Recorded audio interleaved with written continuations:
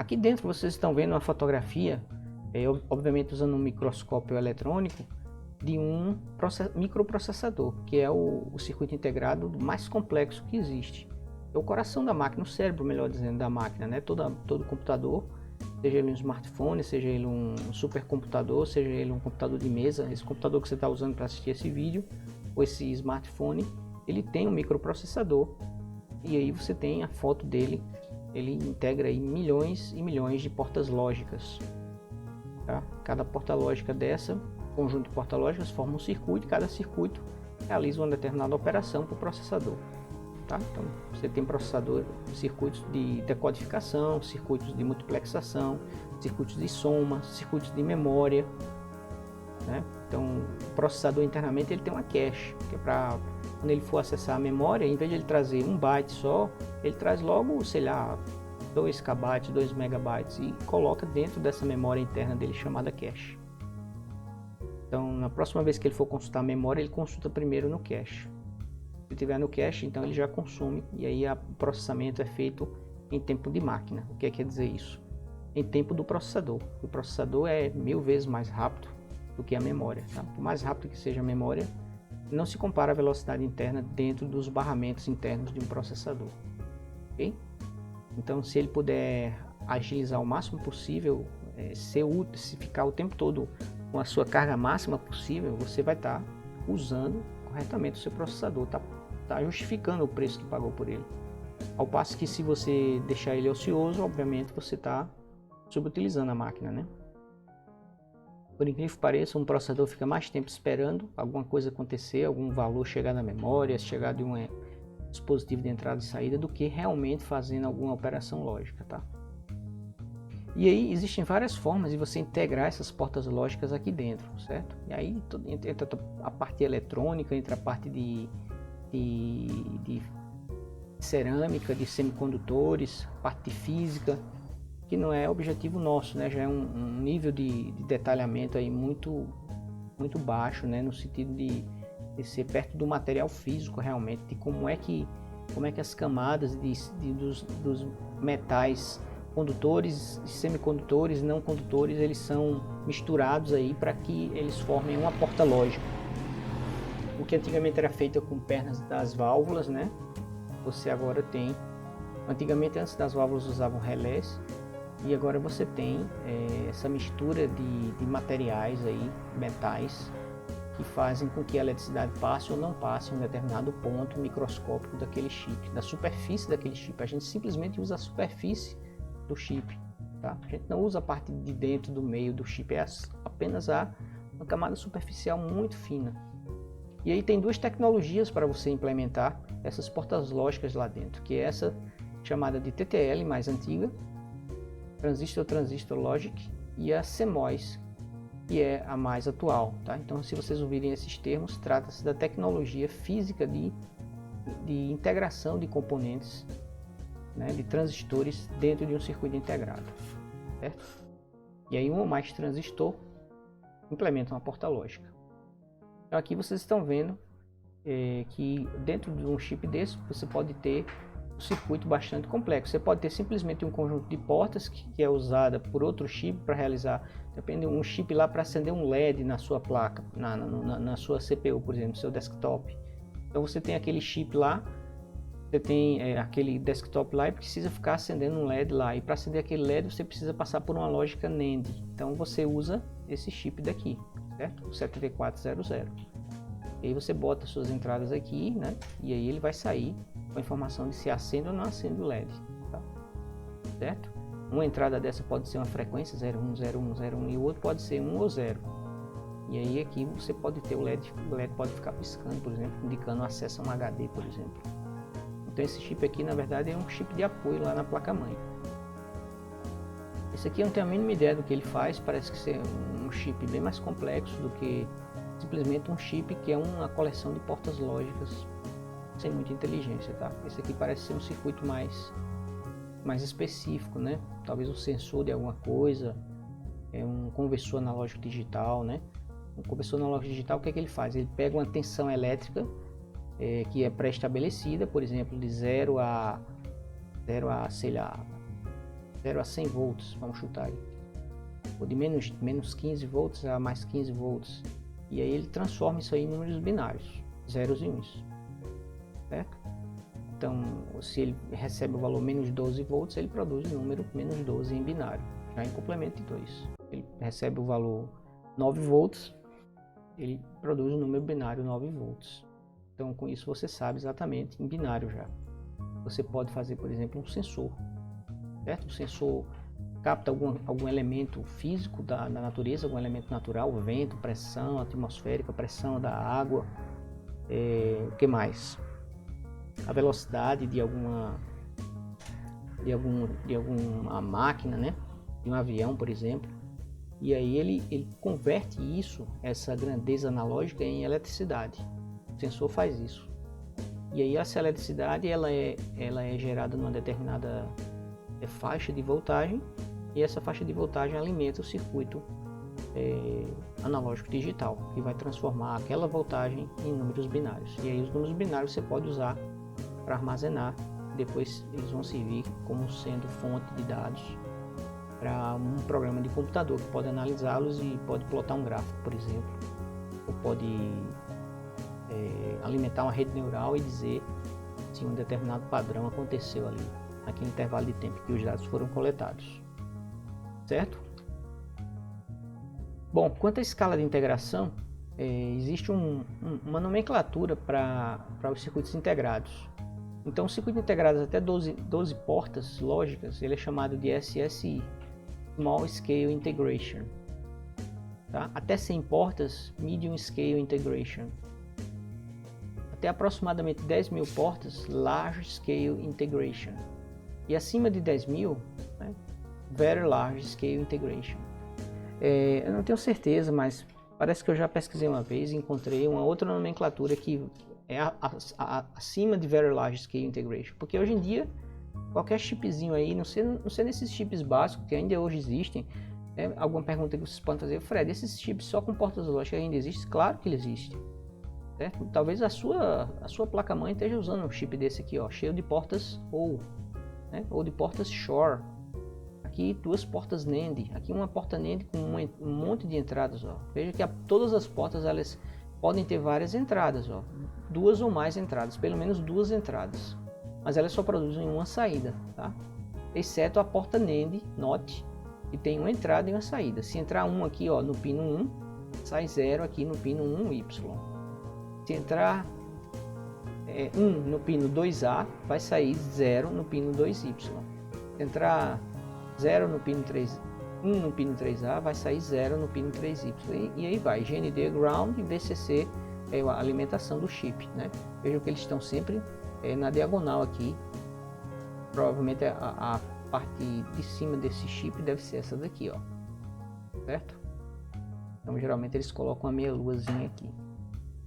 E existem várias formas de você colocar encapsulamento nessas portas lógicas, né? Os pinos, eles podem ser assim em forma de pente, eles podem ser assim laterais, né? Parecendo remos de um barco. Eles podem ter esse outro formato aqui, ó, para ser soldado diretamente na placa, que ele vai ser encaixado nos furinhos da placa-mãe. Né? Depois uma máquina pode cortar o excesso que ficou para baixo da placa. E aí vem um outro robô e solda, põe um pingo de solda em cada um desses pinos, né? Ou um robô ou algum operador humano, né?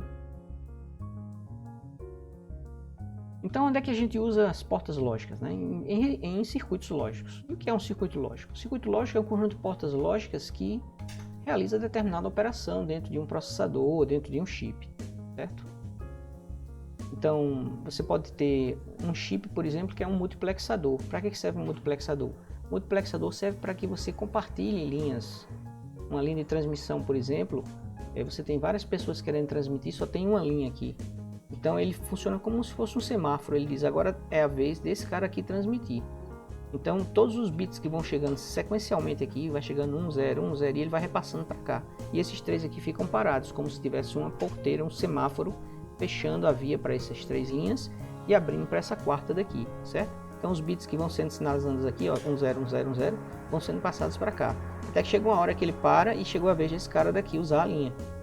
chega uma hora que esse cara para e chegou a vez desse cara aqui usar a linha e assim sucessivamente. Então o multiplexador ele faz isso aí. Né? Os registradores, por exemplo, são posições de memória que existem dentro de um processador. Então existe também um circuito lógico chamado flip-flop, que é usado para implementar os registradores de um processador.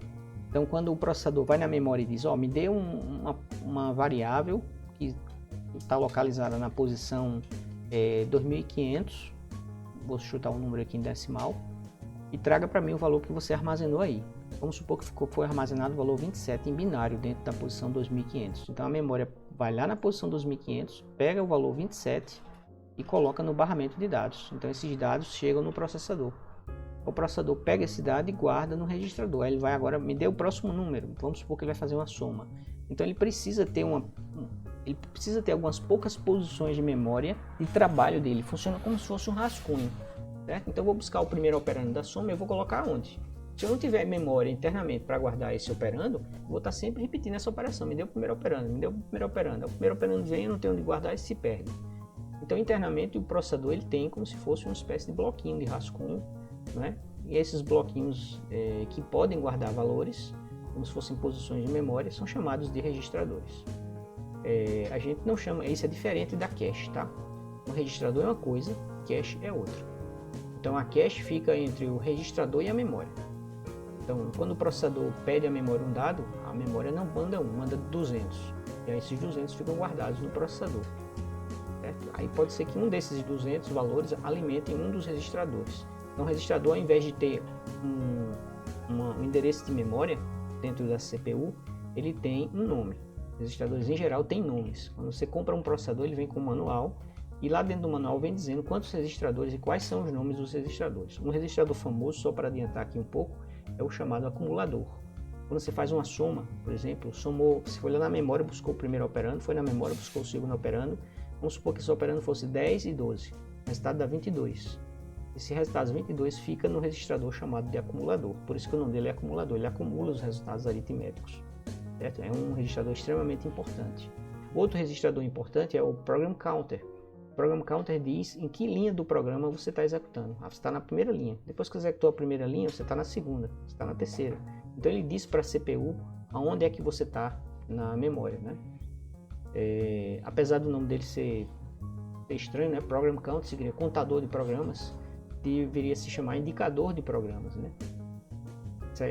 Sequenciador de programas, alguma coisa assim, não contador de programas, mas ele conta em que linha você está executando no momento. Então o processador ele trabalha de uma forma sequencial.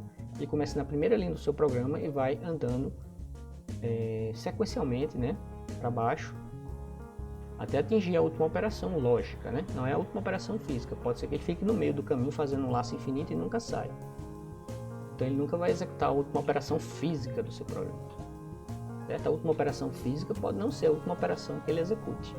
Perfeito? Ele pode ser interrompido, por exemplo, pelo usuário. Então unidades de lógica aritmética, né? Circuitos somadores, circuitos multiplicadores, podem ser também implementados usando portas lógicas. Você pode fazer um circuito que some dois números binários de 8 bits, de 16 bits, de 32 bits, de 64 bits. Aliás, é isso que diz que um processador é de 64 bits, é o tamanho do número inteiro, é o tamanho do somador do processador.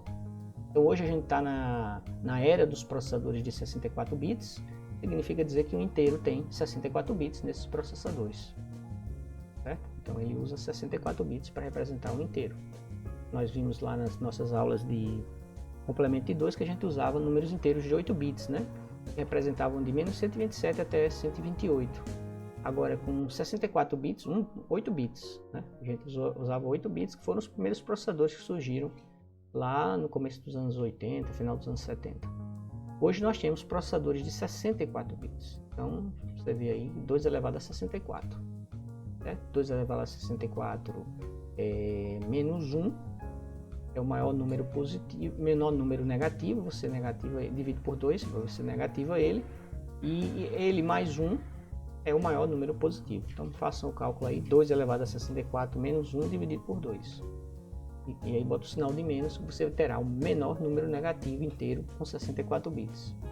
E o maior número positivo inteiro é esse negativo inteiro, você pega o módulo dele, né? Vamos supor que deu menos 2 milhões, menos 4 milhões, sei lá. E aí você pega 4 milhões e tarará e soma mais um, certo? Sempre a parte positiva tem mais um, né? Tem um valor a mais do que a parte, aliás, o contrário, sempre a parte negativa tem um valor a mais, né? Porque o zero pertence aos positivos. Então lá em 1 byte você ia de menos 128 até 127, perfeito? Então se você aplicar essa mesma lógica a um número de 64 bits, você vai obter também de menos um número a mais até menos 1, de 0 até aquele número a mais menos 1, né? Aquele número que você obteve na parte negativa, 1 a menos. Então você pode aplicar também em memórias, né? Nós vamos ver também aqui os circuitos de memória, que são os circuitos sequenciais, já adiantando. E o rei de todos os circuitos integrados, que é o microprocessador, o mais nobre dos circuitos integrados. E na verdade o microprocessador, ele tem vários circuitos dentro dele. Certo? Ele é um circuito integrado formado por vários subcircuitos integrados. Então a unidade lógica aritmética, por exemplo, ela é um subcircuito de um microprocessador. Ela está dentro de um microprocessador. O microprocessador é como a gente chama essa coletânea, essa coleção de circuitos integrados que fazem uma série de coisas, que fazem o que o computador faz, tá certo? Então a gente chama isso de microprocessador. Então registradores, multiplexadores, todos esses circuitos que a gente está vendo aqui, eles existem dentro de um microprocessador. Hoje em dia, um microprocessador alcança fácil mais de 100 milhões de portas lógicas. Então imagine aí. Imagine que uma porta lógica ela pode ser feita por 2 ou 3 transistores. Então imagine aí quantos transistores você não tem integrados dentro do microprocessador, 300 milhões de transistores. Certo? A integração está chegando num nível tal que nós estamos chegando no limite da chamada lei de Moore. Não sei se você já viu falar da lei de Moore, M-O-O-R-E. Moore foi um matemático, um dos caras que trabalhou num dos primeiros computadores digitais nos Estados Unidos. E ele escreveu a seguinte lei, ele lançou a seguinte lei, que a cada 18 meses, acho que a cada 18 meses ou a cada 6 meses, não, a cada 18 meses. Cada 18 meses, a capacidade dos processadores duplica e o seu preço cai pela metade. E essa lei ela tem sido, obviamente não é uma lei exatamente precisa, né? Mas ela, se você colocar a capacidade dos processadores e o preço dos processadores, desde que Moore definiu essa lei até hoje, tem batido bem perto, tem seguido o tracejado da lei de Moore. Mas ele disse que havia um limite para isso, que é exatamente o limite físico dos materiais usados para criar os circuitos semicondutores. Então, à medida que você vai integrando mais portas lógicas dentro de um chip, as portas lógicas vão ficando mais próximas umas das outras, até chegar no limite atômico lá de não ter mais espaço para colocar portas lógicas. Então, imagina um salão enorme, aí você vai colocando 3 pessoas lá dentro, 4, 5, 2 milhões de pessoas. Você já vai ter um problema aí de respiração, né, de calor, de pressão mesmo das pessoas umas contra as outras, problemas de respiração e tudo mais. Do mesmo jeito com as portas lógicas, de repente agora o sinal que está chegando numa porta lógica está induzindo corrente na linha da porta lógica seguinte, porque ela está tão perto, né, vocês devem saber que uma corrente elétrica passando no fio, você gera um campo magnético, e esse campo magnético pode induzir corrente em outro fio próximo, certo? Então fica a dica aí para vocês depois lerem sobre a lei de Moore e vocês vão ver que nós estamos somos uma geração privilegiada que a gente está presenciando o fim da lei de Moore. Ele disse que ia acabar um dia e, se não me engano, ou já acabou, o ano em que ele disse que ia terminar essa proporção, né, de duplicar a capacidade de processamento e cair pela metade o preço. Ele era limitado, ela não era infinita, exatamente por conta dos materiais físicos que são usados hoje em dia. Então existe aí o chamado computador quântico, né, que talvez supere isso aí e seja uma nova forma de se computar dados. Tem um material também chamado grafeno que está revolucionando aí uma série de áreas, talvez possa ser utilizado também para fazer esse computador quântico. Enfim, tem uma série de assuntos interessantes, podem ser até assuntos para a segunda avaliação colaborativa, né? Quem sabe a gente não escolhe uns temas desse e divide pelos grupos. Então, pessoal, fisicamente as constantes booleanas elas podem ser vistas dessa forma. Então você tem um circuito lógico e uma porta um número 1 significa dizer que esse circuito está fechado, está passando corrente ali naquele ponto. Enquanto que uma constante booleana 0 significa dizer que você abriu, né? Você abriu uma chave e aí deixou de passar a corrente desse ponto aqui para esse outro aqui, certo? Então aqui você tem, ó, as portas lógicas com seus respectivos símbolos. Não sei se foi quem foi que definiu esses símbolos para as portas lógicas. Não sei se foi o próprio George Boole, acho que não, porque ele trabalhou com a álgebra de uma forma teórica, né? Ele não via aplicação prática para aquilo. E isso aqui é uma coisa mais moderna, talvez da década de 70, 60 ou antes até disso. Então você tem aqui a conjunção, como eu falei para vocês, ela tem duas entradas, pelo menos duas entradas, e tem uma saída. E o que é que ela realiza? Uma operação que George Boole definiu como sendo AND. E outra porta, que é mais curvada aqui, tem um bico, né? É a chamada porta OR, que é a disjunção. E você tem a porta NOT, que é esse triângulo com a bolinha, que é chamado também de negação, certo? Notem que o único que é unário é a negação, todos os outros são binários, ou seja, tem dois parâmetros de entrada. E esse aqui é unário porque tem um único parâmetro de entrada. Um único valor binário entra aqui, 0 ou 1. E o que é que sai do outro lado? O inverso dele. Então, essa porta lógica aqui também é conhecida como inversor. E aí, você pode escrever, montar as portas lógicas para escrever expressões lógicas e você pode testar se esse circuito lógico ele está respondendo corretamente. E foi exatamente um matemático austríaco chamado Ludwig Wittgenstein que inventou um conceito chamado de tabela-verdade. A tabela-verdade ela explicita todos os valores de entrada de um circuito lógico, né? E seu valor de saída. Seu valor de saída é justamente a última coluna. Então, a tabela-verdade de uma porta lógica é muito simples, porque ela só tem duas entradas, mas um circuito lógico ele pode ser bastante complexo. Imagina um circuito como um microprocessador. Quantas entradas não tem um microprocessador? Cada porta USB é uma entrada, cada ligação com HD é uma entrada, cada ligação de pente de memória é uma entrada no processador. O que mais? Algum sensor que ele possua, saídas de áudio, de vídeo. Então, tem aí centenas, talvez milhares de bits de entradas num circuito do tipo microprocessador. Então a tabela-verdade dele, ele pode produzir muitas linhas, tá? A quantidade de linhas de uma tabela-verdade depende da quantidade de entrada de dados do circuito. Então, por exemplo, se a gente imaginar que os menores circuitos existentes são as portas lógicas de Boole, então a gente só tem duas entradas, né? O máximo de entradas que a gente tem são duas nessas portas de AND e OR.